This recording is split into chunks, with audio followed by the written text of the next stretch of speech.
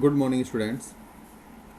आज हम पढ़ रहे हैं बीएससी पार्ट फर्स्ट फिजिक्स के अंदर इलेक्ट्रोमैग्नेटिज्म यानी कि विद्युत चुंबकीय और यूनिट नंबर हमारे पास सेकंड चल रही है। और जो टॉपिक रहेगा आज का वो रहेगा हमारे पास electric field measuring in moving frame of reference numerical solutions. Numerical के सॉल्यूशन हम आज पढ़ेंगे। तो शुरू करते हैं। Electric field measure in moving frame of reference numerical solutions, जिसमें हमारे पास पहला न्यूमेरिकल है। ठीक है, मैं आपको हिंदी में लिख देता हूँ और इंग्लिश में उसका ट्रांसलेट कर दूंगा। किसी लैब फ्रेम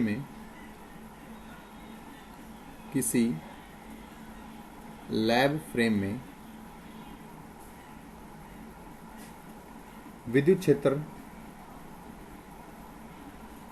विद्युत क्षेत्र निम्न है, और ये लिखा है, आपको दिया गया है E is equal to 12 I cap plus 8 J cap volt per metre. Lab frame के सापेक्ष लैब फ्रेम के सापेक्ष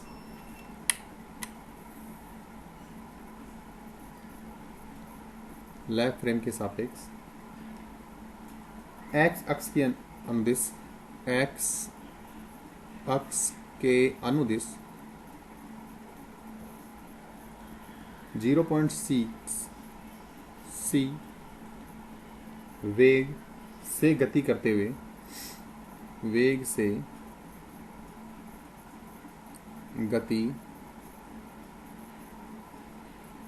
हुए निर्देशित फ्रेम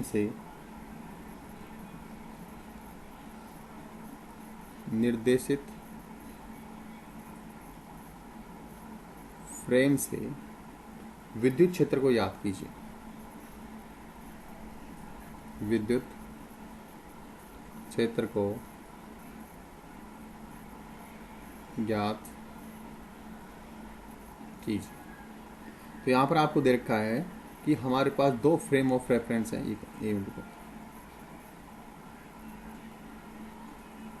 बन ही नहीं रहा ना, तो इधर बना देता हूँ। ये हमारे पास दो फ्रेम ऑफ रेफरेंस है, पहला है S और दूसरा है S डैश। ये हमारे पास ओरिजिन O डैश, ये रहेगा O। यहाँ पर हमारे पास X और X डैश क्या रहेंगे, संपात रहेंगे। ये जो वह है वो V वेग यानी कि 0.6 c वेग से मोशन कर रहा है। और यहाँ पर आपको इलेक्ट्रिक फील्ड दे रखा है किसी पॉइंट के कारण, तो आपको इस फ्रेम ऑफ रेफरेंस में निकालना कि इलेक्ट्रिक फील्ड कितना होगा। तो देखिए, आपको दे रखा है E is equal to 12 I cap plus 8 J cap दे रखा है। ठीक, तो यहाँ पर हम इसके अलग अलग कंपोनेंट्स करेंगे। देखिए, I कैप और J कैप दो कंपोनेंट्स हैं, लेकिन यहाँ पर जो वेलोसिटी है वो हमारे पास किस दिशा में है, x डायरेक्शन में है। तो हम बोलेंगे कि जो I कैप का जो घटक है वो तो पैरेलल कंपोनेंट होगा, जिसको आप 12 लिखेंगे, और जो परपेंडिकुलर कंपोनेंट है वो हमारे पास रहेगा 8, क्योंकि ये y डायरेक्शन में है इसलिए परपेंडिकुलर है, मोशन के परपेंडिकुलर। ये हमारे पास मोशन के परपेंडिकुलर, ठीक, और ये हमारे पास मोशन के पैरेलल।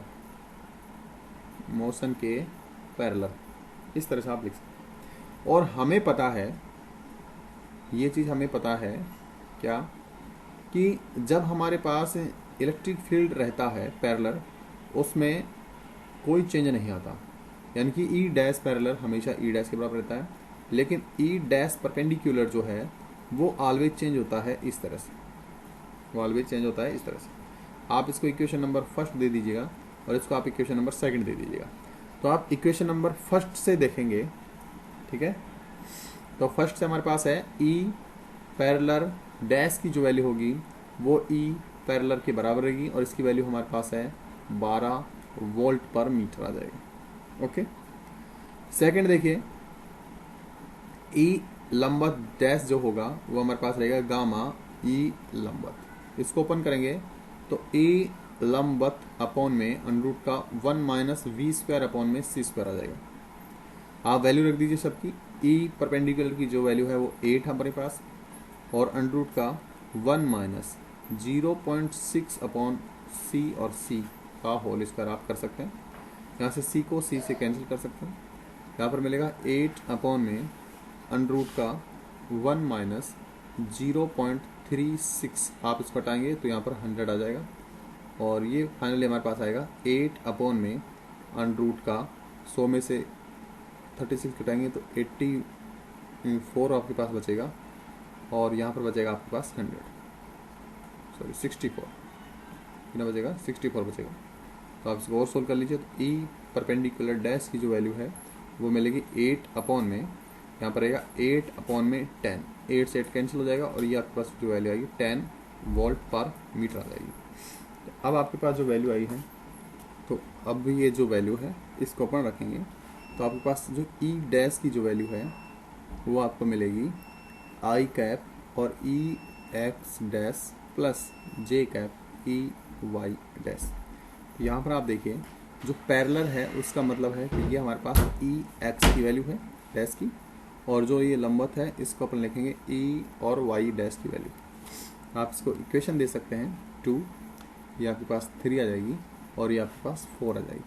तो आप लिखोगे बाय इक्वेशन 3 and 4, तो आपको मिलेगा E dash is equal to I cap, ये एज इट इज था 12 और प्लस का जे कैप, ये वैल्यू कितनी आई थी 10। तो ये आपके पास क्या आ जाएगी, इलेक्ट्रिक फील्ड आ जाएगा इन moving frame of reference. Moving frame of reference के अंदर इलेक्ट्रिक फील्ड आपके पास आ जाता है।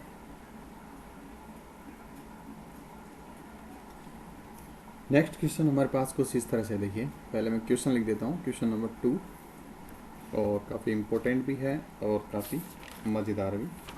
तो ये कह रहा है कि प्रयोगशाला निर्देश तंत्र में यानी कि लैब फ्रेम में,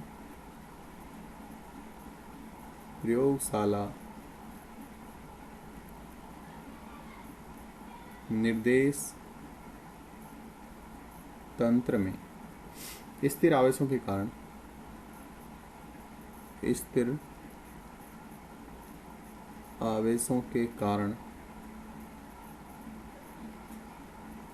ऊर्ध्वाधर विद्युत क्षेत्र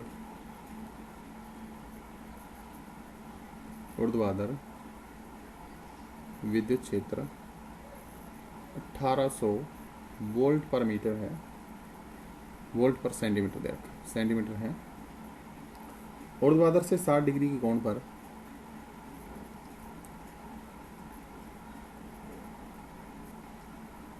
ऊर्ध्वाधर से 60 डिग्री कोण पर कोण की दिशा में एक अन्य निर्देश तंत्र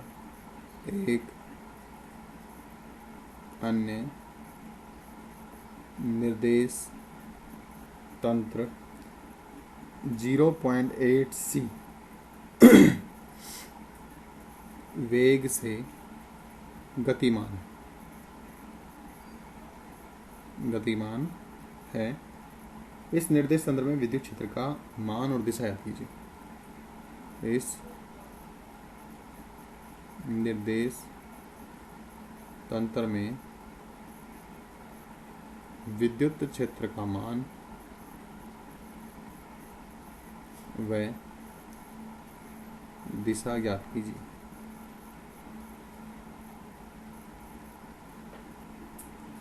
तो यहाँ पर आप देखोगे आपको कुछ इस तरह से दे रखा है, ये हमारे पास एक फ्रेम ऑफ रेफरेंस है, ये ठीक, इसको आप एस नाम दे सकते हैं। और एक और फ्रेम ऑफ रेफरेंस है वो कुछ इस तरह से है, और यहाँ पर जो चार्ज पार्टिकल है या फ्रेम ऑफ रेफरेंस है वो मोशन कर रहा है इससे 60 डिग्री पर, इससे 60 डिग्री पर क्या कर रहा है, मोशन कर रहा है। और जो सॉरी ये तो चार्ज पार्टिकल है, और जो ये है हमारे पास फ्रेम ऑफ रेफरेंस वो 0.8 c वेग से क्या कर रहा है, मोशन कर रहा है। यहाँ पर दिया ऊर्ध्वाधर से 60 डिग्री कोण की दिशा में एक अन्य निर्देश तंत्र 0.8 c वेग से गतिमान है। तो ये तो हमारे पास 8 c वेग से क्या है, गतिमान है।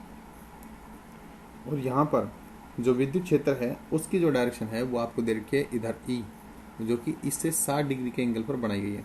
तो ऑब्वियसली बात है इसके दो घटक हो जाएंगे, एक हमारे पास इधर हो जाएगा और एक हमारे पास इधर हो जाएगा। इसको आप लिखोगे y घटक, इसको आप लिखोगे x कंपोनेंट। ठीक, तो अब आपको x और y कंपोनेंट निकालने। वैसे हम ई वाई कंपोनेंट को आप लिख सकते हो ई परपेंडिकुलर, और इसको आप लिखते हो E parallel components, E parallel components. और ई पैरेलल कंपोनेंट जो होगा वो आपके पास रहेगा ई और cos 60 डिग्री, सिंपल, या 60 है तो, और इसकी जो वैल्यू होगी ये हमारे पास रहेगी ई और साइन 60 डिग्री, साइन 60 डिग्री। तो यहाँ पर आप लिख सकते हैं, पहले मैं एक बार दोबारा से इसको बना देता हूँ। तो ये हमारे पास इस तरह से है कुछ, देखो आपको दे रखा है एक और फ्रेम ऑफ रेफरेंस, ये तो चल रहा है 0.8 सी वेग से, और यहाँ पर हमारे पास कंपोनेंट दे रखे ई की डायरेक्शन जो है वो ये है, जो कि हमारे पास ये 60 डिग्री का एंगल बनाती है। यहाँ पर ये कंपोनेंट रहेगा ई और cos 60 डिग्री, और ये रहेगा ई और साइन 60 डिग्री, साइन 60 डिग्री। तो आप लिखोगे कि आपके पास जो ई एक्स है या ई पैरेलल है, या फिर इसकी जो वैल्यू है ई cos 60 डिग्री है रहेगी। ठीक है, तो आप ई पैरेलल लिख करके इसको आप लिख लीजिएगा।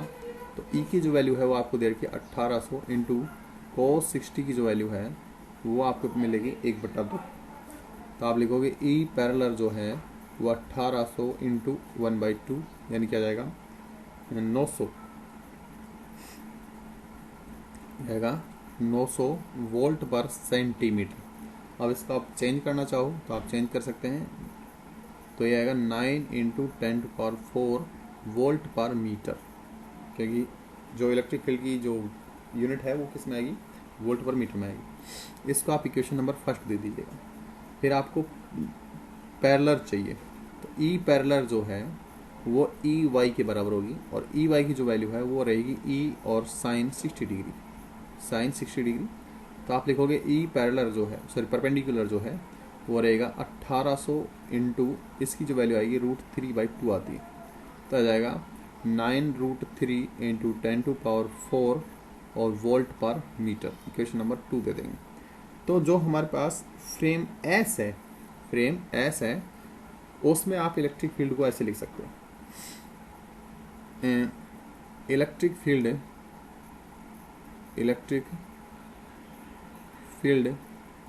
इन एस फ्रेम। तो ये रहेगा E is equal to I cap के साथ आप पैरेलल कंपोनेंट लगाएंगे जो क्या आया था 9 इंटू 10⁴ प्लस जे कैप के साथ लगाएंगे 9 इंटू √3 इंटू 10⁴, या फिर आप इसको ऐसे लिख सकते हो E इज इक्वल टू ये रहेगा 9 I cap plus 9√3 J cap into 10⁴ और volt per metre. Equation number 3 ये आता है। अब आपको दे रखा है कि जो वेलोसिटी है, फ्रेम वेलोसिटी जो है वो आपको मिलेगी v इक्वल टू 0.8 सी दे रखी है। अब आप आसानी से क्या कर सकते हैं, कैलकुलेशन कर सकते हैं। अब आपको दो चीज़ें चाहिए, एक तो ई पैरेलल डैश चाहिए जो कि ई पैरेलल के बराबर होती है, और ई पैरेलल की वैल्यू यदि आप देखोगे तो यहाँ पर आपके पास आई है 9 इंटू 10⁴ वोल्ट पर मीटर, ये आ गई इक्वेशन नंबर 4। इसकी कैलकुलेशन नहीं करनी है, सिंपल लिखना है, और कैलकुलेशन जिसकी करनी है वो आती है ई पैरेलल डैश। तो हमारे पास है ई परपेंडिकुलर डैश, तो ये रहती है गामा, और ई परपेंडिकुलर दोनों की वैल्यू लिख दीजिए। ई परपेंडिकुलर की वैल्यू है 9 इंटू √3 इंटू 10⁴ अपॉन में गामा की वैल्यू है √1 minus v² upon c²। Value रख दीजिए, v की वैल्यू आपको दे रखी है 0.8 सी वेलोसिटी। तो आप लिखोगे तो रहेगा 9 इंटू √3 इंटू 10⁴ अपॉन में ये आपको मिलेगा इधर 1 माइनस 0.8 सी अपॉन सी का होल स्क्वायर। सी से सी कैंसिल हो जाएगा, और इधर आपको मिलेगा E perpendicular dash is equal to 9 into √3 into 10⁴ upon में यहाँ पर आप देखोगे तो आपको मिलेगा रूट, और ये मिलेगा 1 माइनस का 64 अपॉन 100। तो आप इसको सोल्व करोगे तो रहेगा 9 इंटू √3 10⁴ अपॉन में ये मिलेगा 8 अपॉन में 10, ठीक है, 8 अपॉन में 10 आपको मिल जाएगा। और 8/10 मिलेगा तो आप इसको सॉरी 36 है ना, हाँ 6 मिलेगा, ये 6, तो आप 0.6 इसको लिख सकते हैं। और इसको और सोल्व करेंगे तो आपको ई जो परपेंडिकुलर है वो मिलेगा। इसको आप काट दीजिएगा, देखो 3 से काटेंगे तो 3 बार, और 3 से काटेंगे तो ये 2 टाइम्स रहेगा। इसको भी आप काटोगे तो 1.5 रहेगा, लेकिन ये जब ये 10 ऊपर जाएगा तो ये बच जाएगा 15। ठीक, तो 15√3 into 10⁴ volt per metre. Volt per metre equation number इसको 2 दे दीजिएगा। कितनी आ गई, 4 आ गई थी, इसको 5 दे देंगे, इसको कितना देंगे 5। अब देखिएगा, अब आप लिखोगे electric field in S dash frame. Electric field in S dash frame, तो ये मिलेगा ई डैश जो है आई कैप ई एक्स लिख सकते हैं डैश प्लस जे कैप और ई वाई डैश लिख सकते हैं। या फिर आप इसको ऐसे लिख सकते हो कि आई कैप और E parallel plus J cap E perpendicular, ऐसा लिख सकते हो। तो आपको मिलेगा E dash is equal to I cap E X की जो वैल्यू आपके पास आई वो सिंपल आपके पास आई 9 इंटू 10⁴ प्लस इसकी जो वैल्यू है वो आई 15√3 और इंटू 10⁴ और जे कैप। इसको थोड़ा सही करके लिखेंगे तो ई डैश आपको मिलेगा 9 I cap plus 15√3 J cap into 10⁴ volt per metre. ये आपके पास 9 है, 9। ठीक, ये आपके पास आंसर आ जाएगा। ये आपके पास यहाँ पर आंसर आ जाएगा। अब इसमें पूछा है कि डायरेक्शन, तो ये डायरेक्शन तो आपके पास एक तो आपको रिजल्टेंट निकालना है और एक आपको डायरेक्शन और निकालनी है। तो सिंपल देखो, रिजल्टेंट सही है तो आप ई डैश का रिजल्ट चाहिए तो आप लिखोगे अंडर रूट का, ये रहेगा ई पैरेलल का स्क्वायर प्लस ई परपेंडिकुलर का स्क्वायर, दोनों की वैल्यू रख दीजिए। तो आप 10⁴ को तो बाहर लिख लेंगे, रूट से बाहर आ जाएगा, दोनों में से कॉमन करके, और ये रहेगा 81 प्लस ये रहेगा 15√3 का स्क्वायर। तो आप इसको सोल्व कर लेंगे, तो सोल्व करने के बाद आपको मिलेगा 27.49 इंटू 10⁴ वोल्ट पर मीटर। ये तो इसका रिजल्टेंट आ गया। ठीक है, अब इसकी डायरेक्शन चाहिए आपको। तो दिशा की बात करें तो दिशा आपके पास मिलेगी कोस थीटा इज इक्वल, जो कोस थीटा की वैल्यू आएगी वो हमारे पास कुछ इस तरह से आएगी। या तो आप इसमें कंपोनेंट वाइज लिख लीजिए, और जो कंपोनेंट रहेगा, देखो वैसे तो हम ये देखेंगे जो पहले की जो डायरेक्शन थी उसके किस तरह आएगी। तो आप ई पैरेलल अपॉन ई डैश कर लीजिए कम्प्लीटली, तो आपके पास मिलेगा 9 इंटू 10⁴ अपॉन में ये रहेगा 27.49 इंटू 10⁴। ये तो कैंसिल आउट हो जाएगा और आपका जो बचेगा वो मिलेगा 0.327, और ये कोस थीटा की वैल्यू है। तो थीटा की जो ये वैल्यू होगी, ये आपके पास देखो यहाँ पर आई आपके पास कोस जो थीटा है वो आपके पास आ रहा है 0.327, और यहाँ पर यदि थीटा की अप्रोक्सीमेट वैल्यू निकालें तो ये आती है लगभग 70 डिग्री पर, 70 डिग्री और 54 सेकेंड, ये लगभग इसकी कैलकुलेशन के बाद आती है। तभी यदि आप इसमें 70 डिग्री भी लिख देते हो तो भी आपका काम चल जाएगा, कोई दिक्कत नहीं। तो हमने यहाँ पर क्या क्या चीज़ें निकाली, देखो मैं सब चीज़ों को एक साथ लिखूंगा। यहाँ पर हमने सबसे पहले निकाला electric field in S frame. जो एस फ्रेम इलेक्ट्रिक फील्ड आया वो हमारे पास आया कुछ इस तरह से, E is equal to 9 I cap plus 9√3 J cap और 10⁴ वोल्ट पर मीटर आया।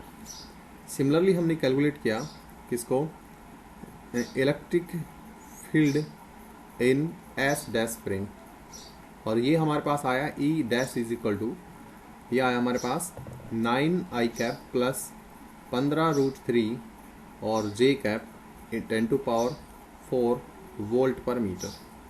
एंड थर्ड नंबर हमारे पास जो रिजल्टेंट ई डैश आया है वो आया है हमारे पास 27.49 इंटू 10⁴ वोल्ट पर मीटर।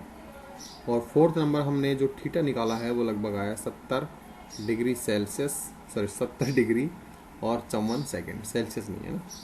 ये आपके पास 4 आंसर इस क्वेश्चन में हमने निकाले।